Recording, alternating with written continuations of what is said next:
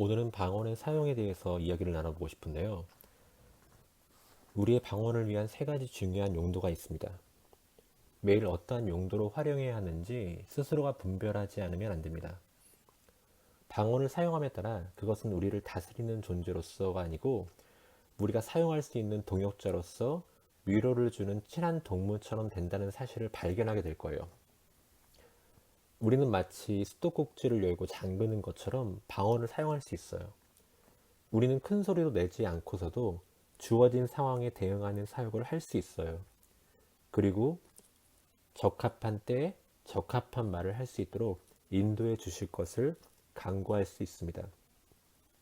방언의 세 가지 중요한 용도는 다음과 같아요. 첫째는 정결케 함입니다. 최소한 하루에 한 번 홀로 있을 때 방언을 크게 기도하십시오. 차 안에서나 샤워를 하면서 그 밖에 어떤 장소에서도 그렇게 하는 동안 우리가 하나님과 갖는 교제와 하나님께서 우리에게 주시려고 하는 것을 가로막는 그 어떠한 것이라도 참으로 정결케 된다는 사실을 알게 될 거예요.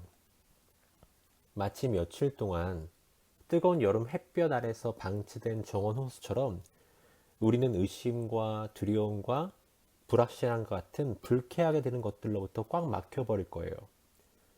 우리가 호수를 사용하게 될 때 물은 곧 맑고 상쾌하게 되듯이 우리가 방언으로 기도할 때 우리의 불쾌한 요소들은 사라져버리고 항상 상황에 지배하는 것이 아니라 상황을 다스리는 위치에 있게 되는 것을 알게 될 것입니다. 방언의 세 가지 중요한 용도의 첫째가 정결케 함이라면 둘째는 중보기도입니다. 주님께서 때때로 우리가 기도에 주어야 할 사람에 대해 생각나게 하신다는 사실을 발견하기 시작할 거예요.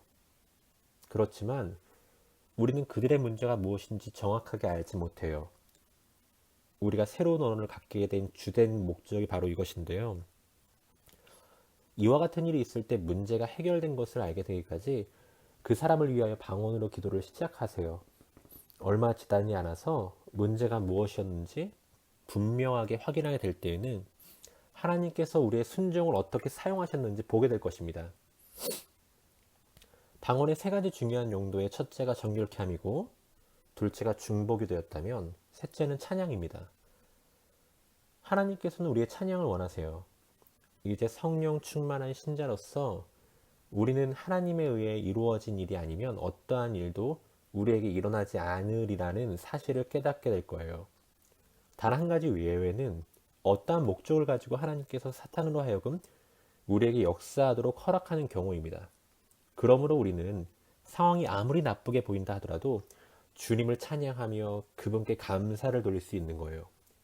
그분을 찬양하는 가장 좋은 방법은 성령 안에서 우리의 방언을 자주 사용하는 것입니다. 날마다 새로운 언어로 그분께 찬양을 돌리는 것을 계속 하노라면 우리는 성령의 은혜로 인하여 우리의 믿음이 보다 더 견고하게 건축되어져 가고 있다는 것을 알게 될 것입니다. 우리가 성령 세례를 받은 직후라 비록 두세 음절 밖에는 기도할 수 없더라도 매일 그것들을 사용하셔야 돼요. 그렇게 함에 따라 그 음절이 급속도로 늘어나서 곧 주님께서 우리가 갖도록 원하시는 완전한 언어로 발전하게 될 것입니다. 그렇지만 우리가 기도하는 가운데 방언을 사용하는 경우에만 이와 같은 일이 일어납니다. 우리는 연습하고 있는 것이 아니라 기도하고 있는 중이라는 사실을 명심하세요.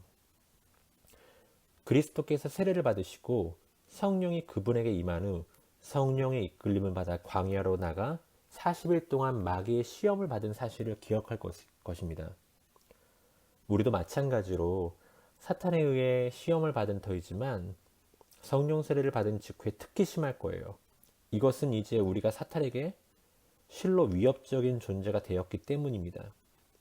우리의 방언을 성령의 능력으로 기도하는 데 사용하더라면 우리는 다른 사람을 향한 사단의 모든 공격을 극복할 수 있는 하나님의 능력을 소유하게 됩니다.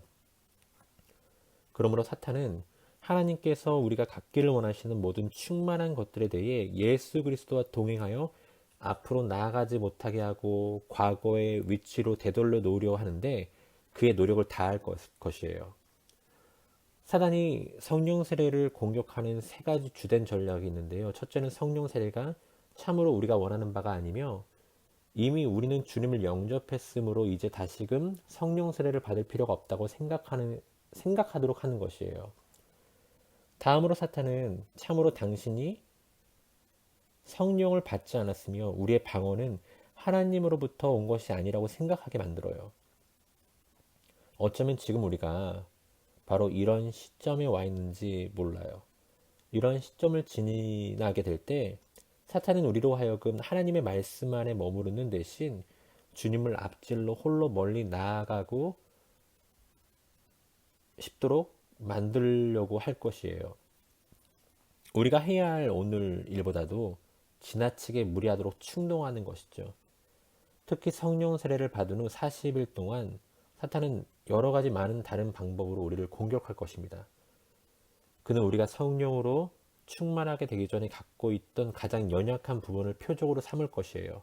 그렇지만 어떠한 경우에라도 우리가 예수 그리스도의 이름에 있는 능력으로 우리의 가장 연약한 부분 및 사단의 모든 공격을 극복해낼 수 있다는 사실을 기억하시기 바랍니다. 예수께서 우리에게 이와 같은 일을 허용하고 계시는 것은 앞으로 있게 될 모든 사탄의 공격을 극복할 수 있기 위해 우리에게 주어진 새로운 능력을 올바로 사용하는 것을 배우도록 하기 위한 것입니다. 우리가 계속적으로 방언을 사용함으로 계속해서 성령의 충만한 가운데 나아가는 모두가 되기를 소망합니다.